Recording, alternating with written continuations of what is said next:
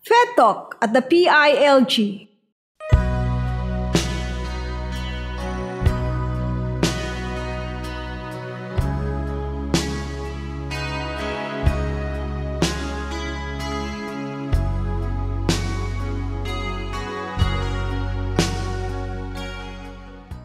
This is Fed Talk at the PILG, a friendly conversation on anything and everything federalism, with our host, Attorney Gwendolyn Pimentel Gana, our special guest, Attorney Michael Henry Yusinko. This podcast is brought to you by Pimentel Institute for Leadership and Governance and Hans Seidel Foundation, Philippines. Our special guest today is no other than a lawyer, Attorney Michael Henry Yusinko. He is a very well-known personality and a very established lecturer on the topic that we are going to discuss today, the barangay and the local government code. This is such a big responsibility on us voters, no? So that we will be able to know what is the importance of the barangay. Do you think that the Pinoys appreciate the value of the barangay? Anecdotal evidence is mixed, no? In some areas like sa Barm, I presume sa Cordillera, and basically yung mga rural barangays, I'm sure very keen sila, very interested sila, in tune sila sa barangay elections lagi, no? Pero yung mga quote-unquote rich barangays, palagay ko mema lang, no? Yung hindi sila masyadong interesado. Understandably so, kasi hindi naman sila very dependent as it were sa mga barangay projects, no? Pero ang malinaw sa akin is hindi klaro sa mga kababayan natin ang totoong value ng barangay. And I suppose yun yung tema nung or underpinning theme ng aking presentation, no? Hindi malinaw, particularly in relation to our democracy.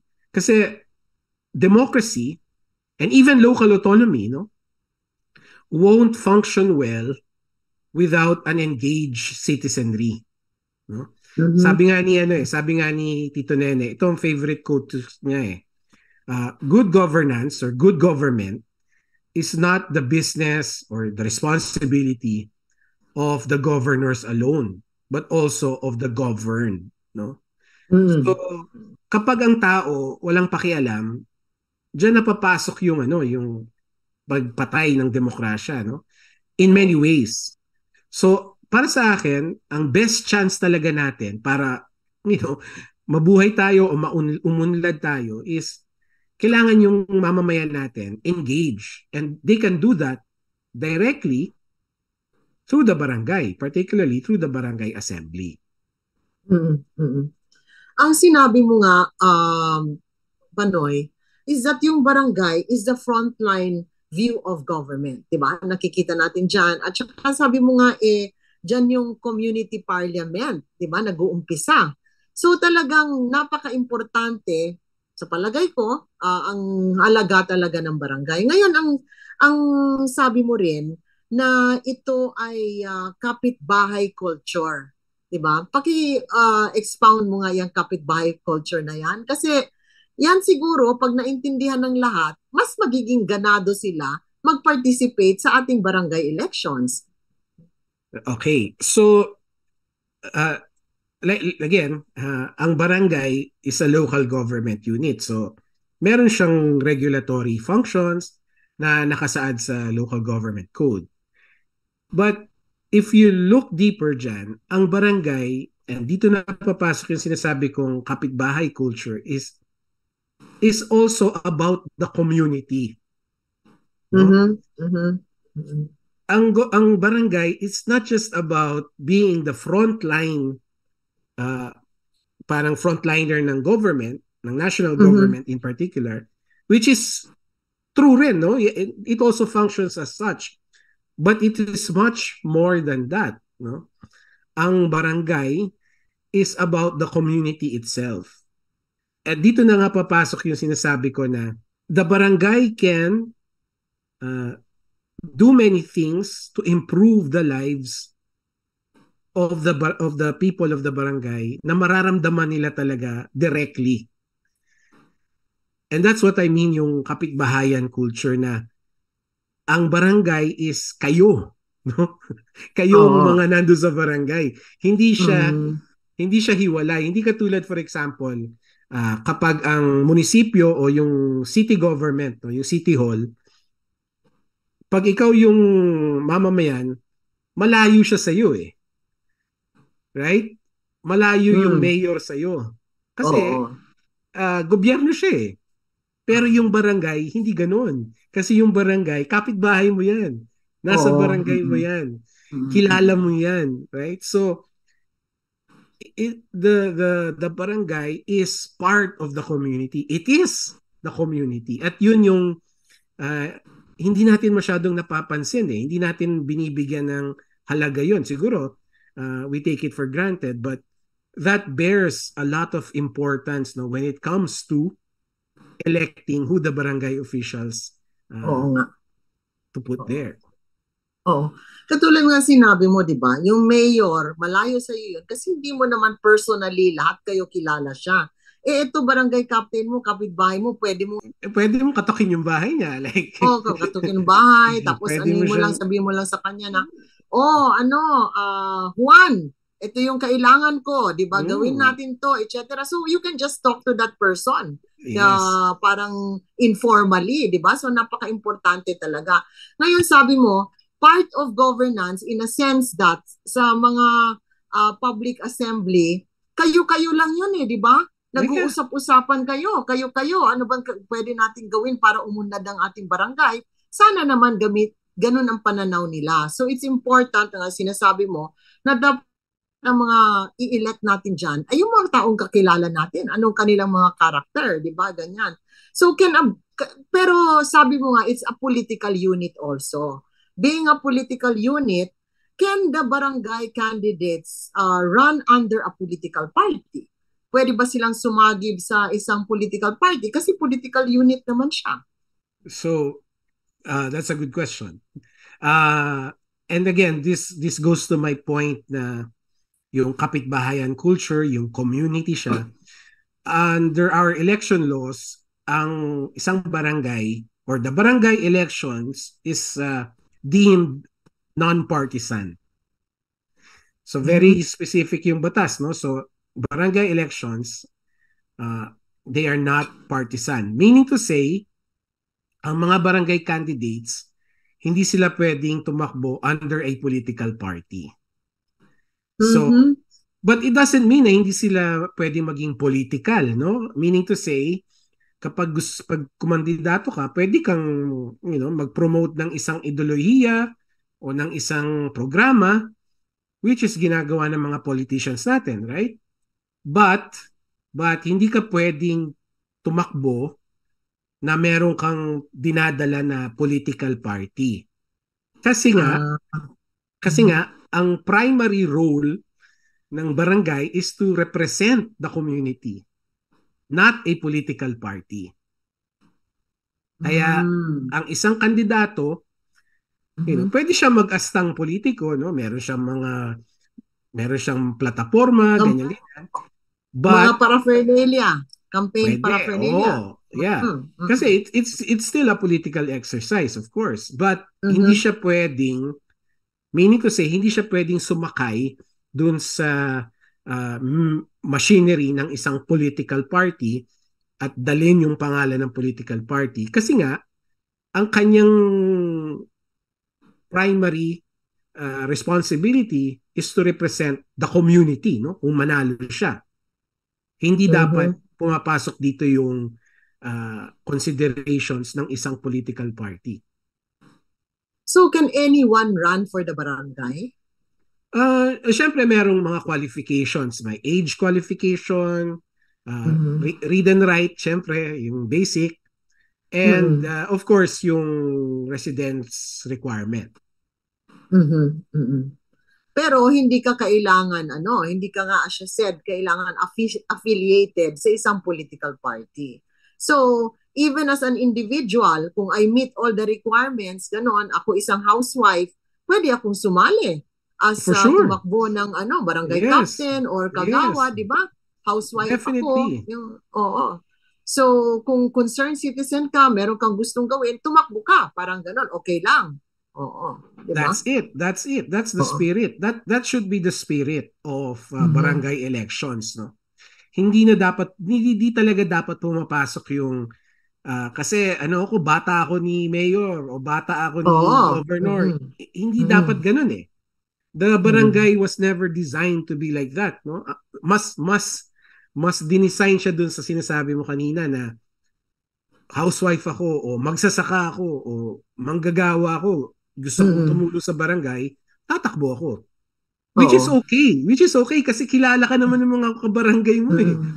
Mhm. Kung mangangampanya ka, hindi mo kailangan ng maraming pera kasi Mhm. pwede ka lang kumatok doon sa mga kabarangay mo, di ba? Oh, Mhm. iboto niyo ako, o ganyan. Mhm. So, Mhm. the machinery, the political machinery that we always see, normally see sa Mhm. and municipal level, hindi dapat siya applicable sa barangay level. Mhm. Mhm.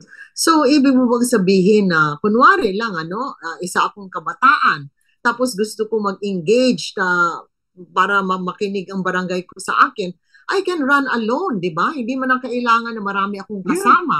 Oh, ako lang Yes. mag-isa, Yes. ganon, di ba? Yes. Wala nang Yes. kailangan na actually pangalan pa ng partido ko or mga No. kakampi ko. Pwede ako, di ba? Ganyan lang. Or Yes. ako isang, Obviously, ganon. ang kailangan mo is a good and viable program or platform. Oo. Mm. Kasi yun ang ino-offer mo dapat eh. Oo. Anong pinaglalaban mo? 'Di ba? Anong paniwala mo? Yeah, Mga ganon. ano yung magagawa mo para sa barangay? Oo. Anong magagawa mo? So, basically, maganda ang barangay kasi anybody can participate. 'Di ba? Diyan sa exercise na 'yan. Takbo ka Yes. kung gusto mo as long as you have the mga basic requirements, of course, no? So, sabi mo nga, hindi kailangan maging affiliate ka sa isang political party. But on the side naman of our mga local government officials natin, like ang mga mayor, mga governor pa nga, o mga kagawad sa munisipyo, ganyan, pwede ba nilang i-endorse ang isang tumatakbo sa barangay or suportahan ang isang grupo na tumatakbo para sa barangay? So, there is no law prohibiting that, no? Kasi pwede naman nilang gawin yon as voters themselves, right? Siyempre, Mm. botante rin sila ng barangay eh. Mm. But kung talagang rerespetuhin natin yung spirit of the law and the spirit of the Constitution, dapat yung mga politiko natin hands-off na, no? And nakikita natin yan, no? Nakikita natin yan sa mga ibang probinsya, sa mga ibang munisipalidad na meron naman talaga tayong mga politicians that respect that. And that is good. Kasi nga, I always go back, dapat ang focus ng barangay is the community, not the political powers that be. Kaya lang, syempre, meron tayong lalo na yung mga dynastic politicians, no? Talagang ginagamit nila yung barangay as part of their machinery.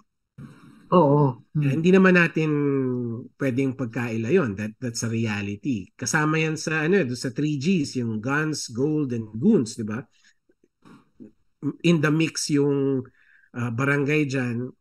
And that is really the sad part of this, no? Kasi yung political culture natin ay kumbaga parang nayurakan na rin niya yung barangay. Mm-hmm. Mm-hmm. So, wala bang batas, Noy, na nagsasabi na bawal yan? Kasi meron akong nakikita, kunwari mayor, di ba? Pinapatakbo nila yung anak nila sa SK or even as, di ba, as barangay captain, mga ganon. Sa SK, meron na, no? Bawal na yon under the new SK law. Yes, kasi yung new SK law, meron siyang anti-dynasty provision. No? So, yung mga anak ng mayor, hindi na sila pwedeng tumakbo na SK. But, dahil sa national level, which is part of yung barangay election is part of that. Wala naman tayong anti-dynasty law, napapasukan pa rin yan ng mga dynasties. No? Kumbaga, kung hindi man dynasty ang tumatakbo, bata-bata nung dynasty. Again, that's the bad part or the unfortunate reality that we're facing kasi nawawala yung, I suppose, yung value or yung kahalagahan ng barangay kung mapapasukan din yan ng mga dynasties. O kunwari, Noy, no, meron tayong mayor. Tapos outwardly talaga, pupunta siya sa isang rally ng barangay captain at i-endorse niya. At sasabihin niya, i-raise niya yung kamay. O ito, botohin niyo si barangay captain X, ganyan, ano? So, isn't that like talagang interference, no? Sa supposed to be non-partisanship, di ba ganon? Pwede ba nating sabihin na bawal naman yan? Mayor, yung ginagawa mo. I suppose pwede, no? Kasi very blatant. No? Oo, very blatant yung ginagawa. Kasi pupunta pa sa rally, tataas yung kamay. But that's hard to, that's hard to prove, no? Kasi when we talk about non-partisanship, ang requirement na yun is dun sa kandidato eh. Oo. Right? So, pwedeng maparusahan yung kandidato na bakit ka nagpapa-endorse, right? In that way. At saka siguro, makikita mo na rin yan, that is a sign of a bad practice. And character of that person, di ba? Huwag mo nang butuhan yan. Yes, exactly. So, yung mga ganong style, pwedeng ma-punish by the voters themselves. Oo nga.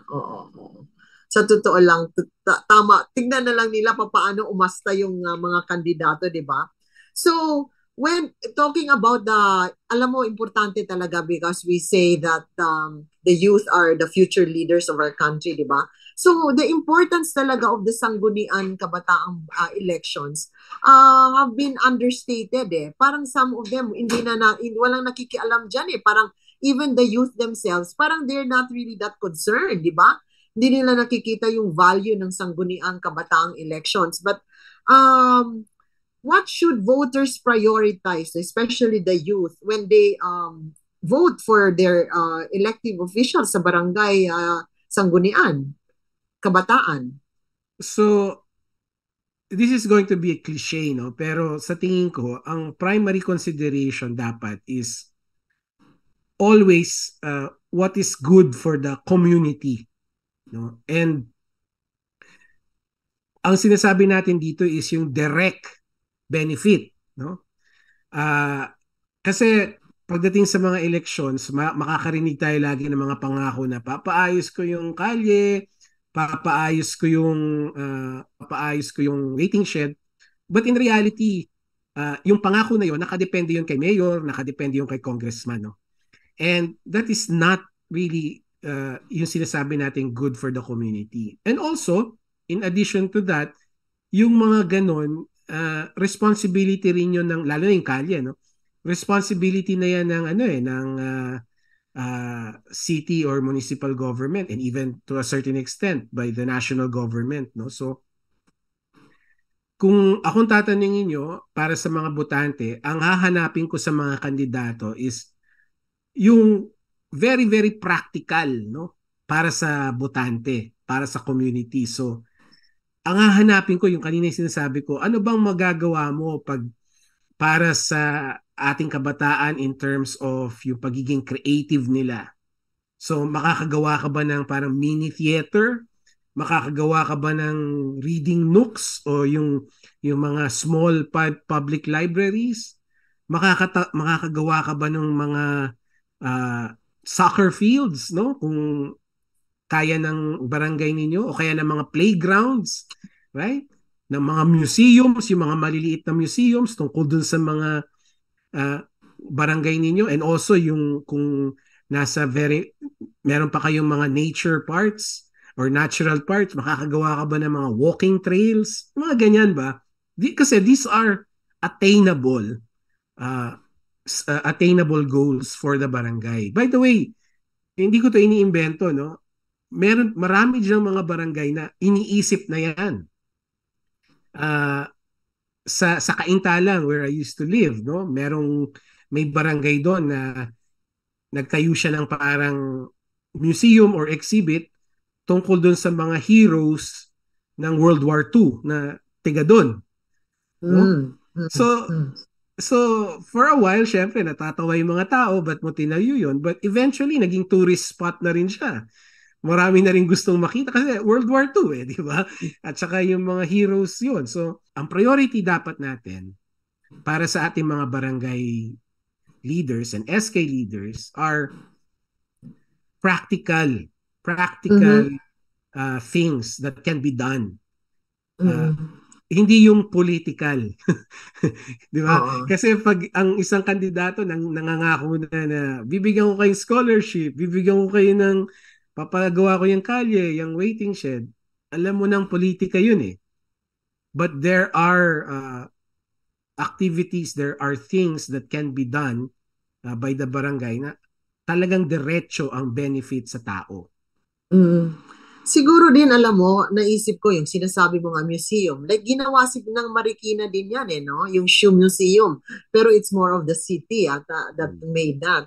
So, on the concept of the barangay, possible ba na as a project din, hanapin nila kung anong pwede yung livelihood sa barangay, di ba? Ano ba yung kanilang pinakamagandang produkto na pwedeng kumpul-kumpul sila as a community at i-promote nila yun, di ba? Gawin nila, i-pursue nila.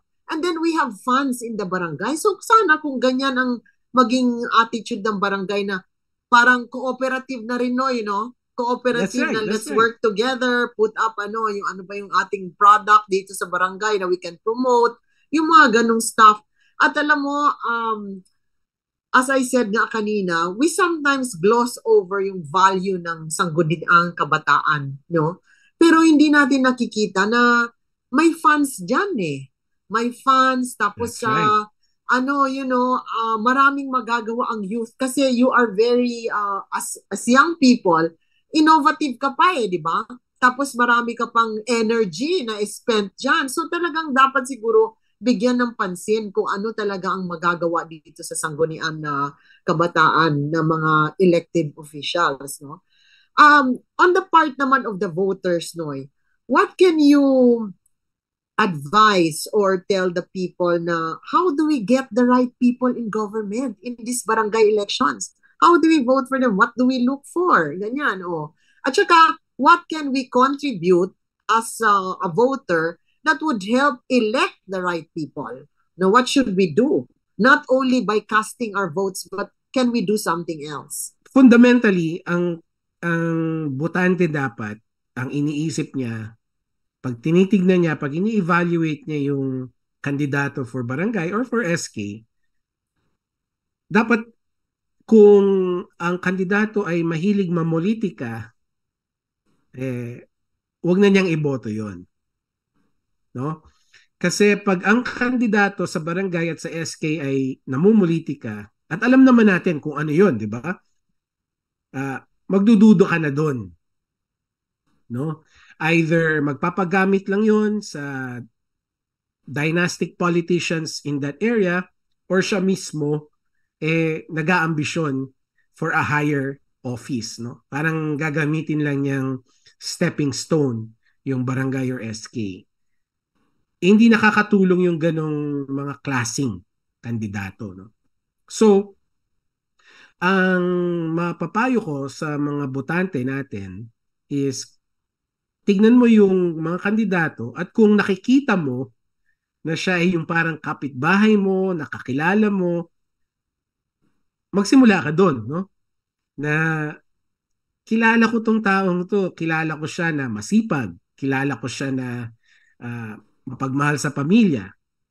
So those are the aspects or the qualities that you should be looking out for.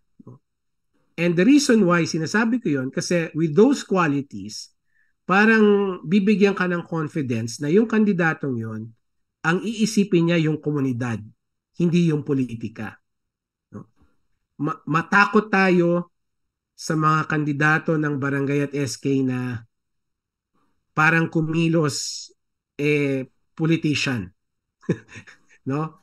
Yung mga nagpapatayo na ng malalaking tarpaulin, yung mga lumalabas na ng ads, ganyan. Matakot tayo doon kasi yaan ay galaw ng mga politiko, no? So, yun siguro yung pwede nating i-prioritize, no, na huwag tayong maghanap ng politiko. In fact, ang hanapin natin sa ating mga barangay officials ay yung kakilala natin, parang kapitbahay natin, yung kasama natin sa komunidad. Noy, sa tingin ko, tama yan, ano, expectations talaga natin yan. Responsibility yan ng voter. Ang problema rin with some of our voters is that we treat actually ating mga barangay officials as politicians. Meaning to say, yung dependent tayo sa kanila in the same way as dependent tayo sa ating mga mayor. Expectations natin, ganun din eh. Kumakato ka sa bahay, humingi ka ng pang-libing or pang-ospital. Yung mga ganyang stuff na dapat ang responsibilidad ay nasa ating mga mayor at ating other local government officials. So sometimes itong mga barangay captain natin, wala silang magagawa kundi act like a politician, di ba? Na parang, sige. Pero siguro ang tignan natin, a barangay official can be, as you said, non-partisan in a way that hindi siya mamimili kung sino ang tutulungan niya. Diba? Right. Hindi siya mamimili. Ibig sabihin, lahat yan, constituents mo, whether bumoto yan sa'yo o hindi, or kasama siya ng partido ni mayor o hindi, sila yan, dapat pagsilbihan mo kasi kapitbahay mo. Di ba yung parang gano'n, no? Kapitbahay mo, sino, tulungan natin. At saka siguro, no, hindi ba kaya maganda din na ang barangay officials should know their networking. Pwede mo kasing i-refer ito sa right. ganito ang tulong niya sa ospital. Dapat siguro nagni-network din sila, di ba? Alam mo yung mga programs of government where they can get most help for their constituents para alam nila kung kanino nila i-refer, tulungan nila, samahan nila physically, etc. Pero ang ano natin doon is that dapat siguro ang kanilang service is that, you said, hindi based on whoever that kapitbahay voted for in the barangay elections, wala na, hindi na kita kaibigan, yung mga ganon, di ba? Don't take it personally, tulungan mo lahat kasi barangay ka kapitbahay ka oh. Siguro, as you said nga, we have to get our priorities right, elect the right people, priorities in a sense that alam natin kung anong pangangailangan ng barangay at sino sa mga tumatakbo ang pwede talagang tumulong para sa ikauunlad ng barangay. Correct. Okay, so any last words, Noy, sa ating mga friends here today at sa mga makikinig pa sa ating webinar?